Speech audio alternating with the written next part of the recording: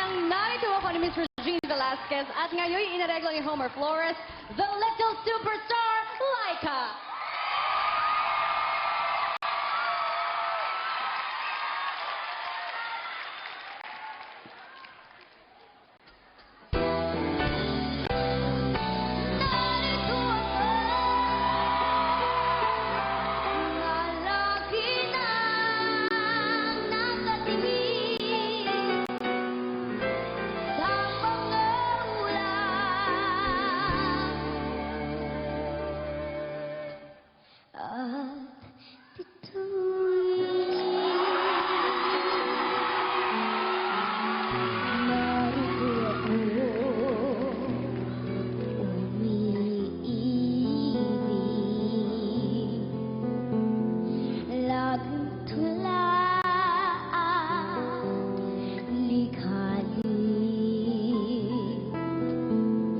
Heto na naman at halos di mapakali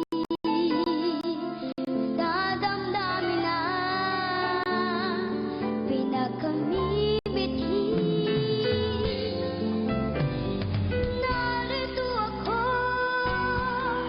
na lagi na nakatingin sa mga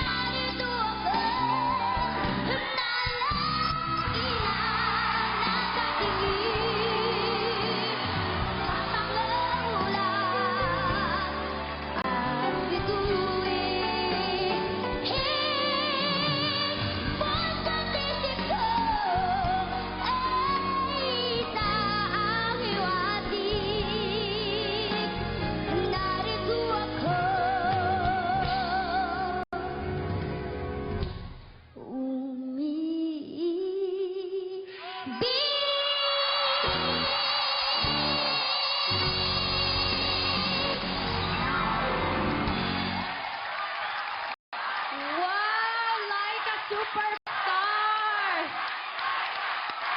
Anong feeling mo, oh? Everyone shouting, Laika! Ay, speechless muna siya. Okay, tingnan naman natin ang kung ano masasabi ni Coach Bamboo. Hello, little Laika. Natutuwa talaga ako sa'yo. Yung mga, yung mga gestures, yung mga galaw mo, yung mga... It's very nice to see. Opo. Opo tuloy ako sa'yo, yes.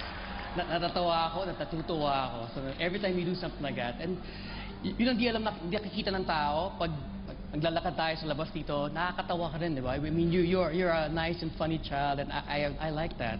Now, yung singing mo, yung gustong-gusto ko sa'yo, was, yung pagkanta mo was very crystal clear, and it cut through yung boses mo. It just sounded really good. Yeah? Coach Leia, bakit ka po nakaganon? Pinansin ko si Coach Leia. Okay. Thank you, Coach. Meron pa po ba, Coach Bamboo? No, I'm good. I'll pass it on to Okay. Coach Sarah. Oh, ito na ang coach mo talaga, si Coach Sarah. My Laika! Laika! Laika! Aba? Alam mo, itong batang ito talagang napakarami ang nagmamahal sa'yo. You are our superstar. Pinakita mo ang iyong napakalaki ng potential mong bata. Kaya yung galing mo sa pagkanta, yung galing mo sa pagkonekta sa meaning ng kinakanta mo, yung kwento ng awitin na yon, talagang nagpakita ka ng katalinuhan. Nakikinig ka pa sa akin, Laika? Opo, nakikinig ka pa. Sige.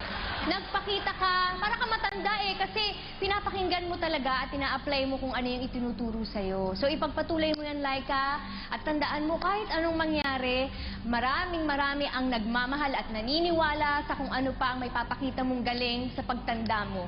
Okay? At mahal na mahal ka naming lahat. Mahal na mahal ka ng Popster. Thank you po. Salamat po. Thank you, Laika!